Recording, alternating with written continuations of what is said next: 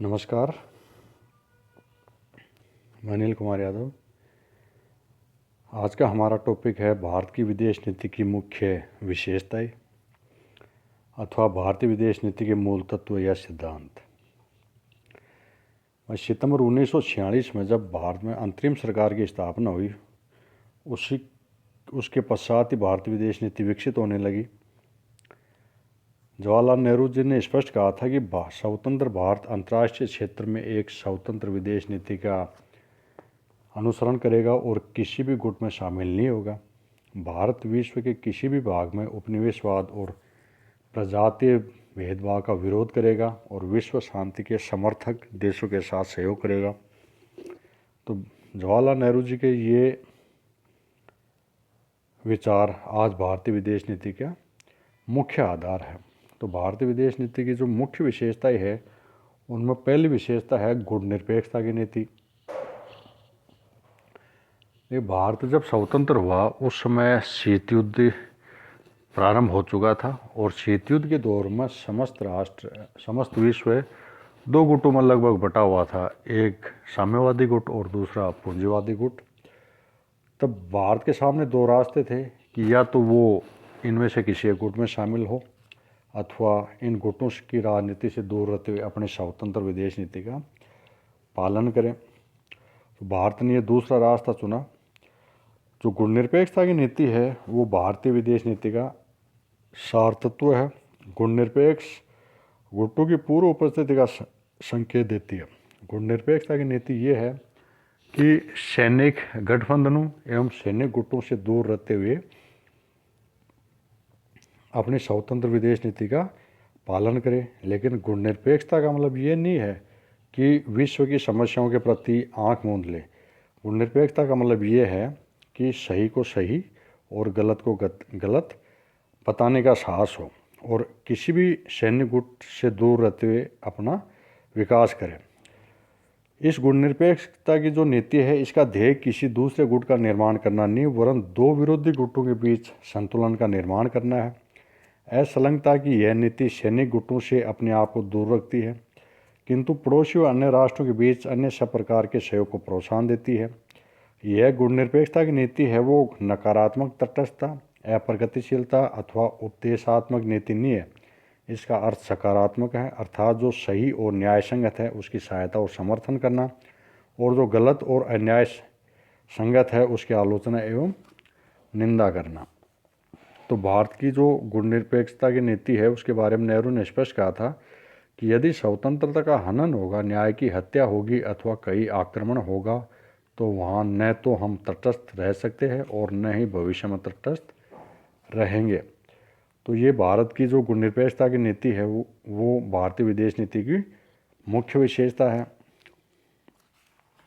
दूसरी जो भारतीय विदेश नीति की विशेषता है वो है शांतिक विदेश नीति। भारत की जो ऐतिहासिक परंपरा है वो शांति के समर्थन करने की परंपरा रही है। भारत ने सदैव विश्व शांति का समर्थक रहा है। भारत की विदेश नीति है उस पर महात्मा बुद्ध का प्रतिबिंब या उसका प्रतिबिंब झलकता है।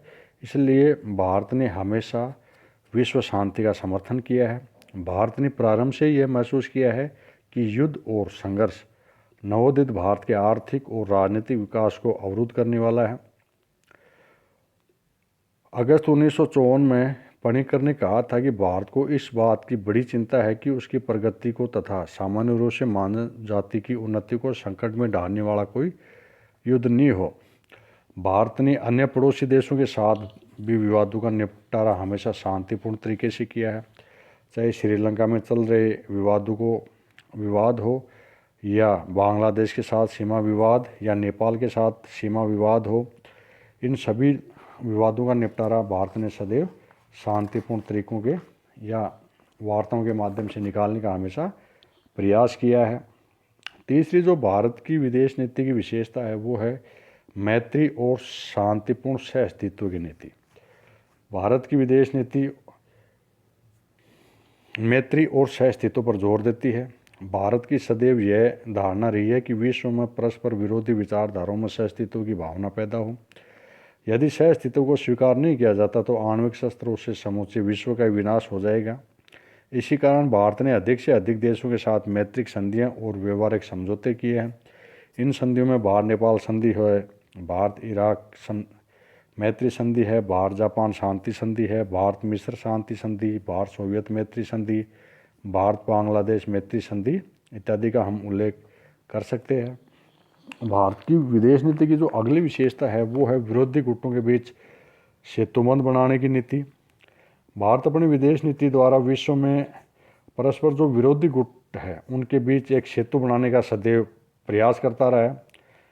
भारत की जो गुणनिरपेक्षता की नीति है उसका भी मुख्य कारण भारत दोनों देशों के बीच उनको मिलाने वाली कड़ी के रूप में कार्य कर सके। इसी कारण भारत ने गुणनिरपेक्षता की नीति अपनाई थी।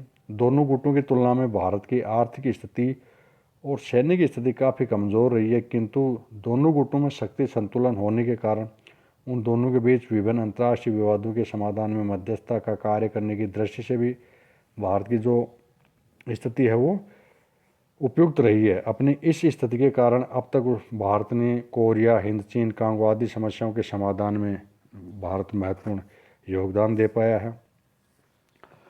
एक जो भारतीय विदेश नीति की विशेषता है वो है साधनों की पवित्रता की नीति। देखिए, भारतीय विदेश नीति पर महात्मा गांधी जी के विचारों का बहुत अत्यधिक प्रभाव रहा है। महात्मा गांधी जी कहते थे कि साधन और साध्य दोनों ही पवित्र होने चाहिए। अगर साध्य को प्राप्त करने के साधन अनुचित है तो साध्य को त्यागना ही बेहतर होगा। यही बात भारतीय विदेश नीति पर भी लागू होती है, क्योंकि भारत की नीति है वो कभी भी अवसरवादी और अनैतिक नहीं रही है। भारत साधनों की पवित्रता में विश्वास करता है। भारत की विदेश नीति महात्मा गांधी के इस मत से बहुत प्रभावित है कि न केवल उद्देश्य बल्कि उस उद्देश्य को प्राप्त करने के जो साधन है वो भी सदैव नैतिक होने चाहिए, पवित्र होने चाहिए। यद्यपि उनके सत्य और अहिंसा के साधनों को पूरी तरह नहीं अपनाया जा सका है, फिर भी भारत निरंतर इस बात का प्रयास करता रहा है कि अंतर्राष्ट्रीय विवादों का समाधान सदैव शांतिपूर्ण साधनों के माध्यम से ही हो। भारतीय विदेश नीति की एक विशेषता रही है साम्राज्यवाद और उपनिवेशवाद और प्रजातीय विभेद का विरोध किया है। क्योंकि भारत स्वयं साम्राज्यवाद और उपनिवेशवाद के दुष्परिणामों का भोगी रहा है, अतः उसके लिए साम्राज्यवाद का विरोध करना अत्यंत स्वाभाविक भी है। प्रजातीय विभेद के कारण ही अंतर्राष्ट्रीय वातावरण दूषित होता है और कई बार ये जो प्रजातीय विभेद है वो युद्ध का कारण भी बनता है। इसलिए भारत इन दोनों कारणों का विरोध करता है। यही कारण है कि विश्व में जहाँ कहीं भी राष्ट्रवादी आंदोलन विदेशी दासता से मुक्त पाने के लिए हुआ, भारत ने उस आंदोलन का सदैव खुलकर समर्थन दिया है। और भारत की विदेश नीति की एक विशेषता है पंचशील पर जोर देने वाली नीति। पंचशील के 5 सिद्धांतों का प्रतिपादन भी भारतीय की शांति प्रियता का द्योतक है। 1954 के बाद से भारत की विदेश नीति को पंचशील के सिद्धांतों ने एक नई दिशा प्रदान की है। पंचशील के जो 5 सिद्धांत हैं वो निम्नलिखित हैं कि एक दूसरे की प्रादेशिक अखंडता और सर्वोच्च सत्ता के लिए पारस्परिक सम्मान की भावना, अनाक्रमण, एक दूसरे के आंतरिक मामलों में हस्तक्षेप न करना, समानता एवं पारस्परिक लाभ और शांतिपूर्ण सह अस्तित्व। 28 जून 1954 को चीन के प्रधानमंत्री चाउ एन लाई जब भारत के आए थे तो प्रधानमंत्री नेहरू ने पंचशील में अपने विश्वास को दोहराया एवं पंचशील को अपनी विदेश नीति का आधार बनाया था। भारतीय विदेश नीति है वो सदैव संयुक्त राष्ट्र संघ का समर्थन करने वाली नीति रही है। भारत संयुक्त राष्ट्र संघ की स्थापना करने वाले संस्थापक सदस्यों में से एक हैं। भारत संयुक्त राष्ट्र संघ को विश्व शांति स्थापित करने का एक महत्वपूर्ण साधन मानता है। भारत के लिए संघ राष्ट्रीय हितों की पूर्ति का एक प्रमुख, प्रभावशाली एवं न्यायोचित मार्ग है। इसलिए भारत ने सदैव संयुक्त राष्ट्र संघ के निर्णयों का सम्मान किया है और साथ ही भारत ने संयुक्त राष्ट्र के आह्वान पर जब भी संयुक्त राष्ट्र संघ को भारतीय सेना की आवश्यकता हुई, भारत ने सदैव अपनी सेनाएं भेजी है। संयुक्त राष्ट्र संघ को भारत ने जो सहयोग प्रदान किया है उसी के कारण अक्टूबर 2010 में वह 7वीं बार सुरक्षा परिषद का अस्थायी सदस्य चुना गया है। इसलिए हम कह सकते हैं कि भारत ने सदैव संयुक्त राष्ट्र संघ के निर्णयों का सम्मान किया है एवं अंतर्राष्ट्रीय विवादों का निपटारा सदैव संयुक्त राष्ट्र संघ के माध्यम से शांतिपूर्ण तरीके से निकालने का प्रयास किया है। विकास सहायता की नीति रही है भारत की। जनवरी 2012 में विदेश मंत्रालय ने भारत सरकार के विदेशी आर्थिक सहायता कार्यक्रम का शीघ्र एवं सक्षम क्रियान्वयन सुनिश्चित करने के लिए विकास सहभागिता प्रशासन, जिसे डीपीए कहते हैं, स्थापित करने में महत्वपूर्ण पहल की है। हाल ही के वर्षों में भौगोलिक और क्षेत्रीय दोनों स्तरों पर इन कार्यक्रमों का व्यापक विस्तार हुआ है। विकास साझेदारी को भारतीय विदेश नीति में एक महत्वपूर्ण स्थान प्राप्त हुआ है। अभी हाल ही में भारत की विकास सहायता का एक मुख्य माध्यम अल्पतम विकसित तथा विकासशील देशों को रियायती शर्तों पर ऋण श्रृंखला प्रदान करना रहा है। ऋण श्रृंखला अफ्रीका, एशिया तथा लैटिन अमेरिका में भारत की विकास सहयोग रणनीति का एक महत्वपूर्ण संगठक बना रहा है। साथ ही नेपाल, भारत के जो पड़ोसी राष्ट्र हैं, चाहे नेपाल हो या अफगानिस्तान हो, भारत ने एक महत्वपूर्ण भूमिका अदा की है उनके आर्थिक विकास में। तो ये जो मुख्य भारतीय विदेश नीति की विशेषताएं है। धन्यवाद।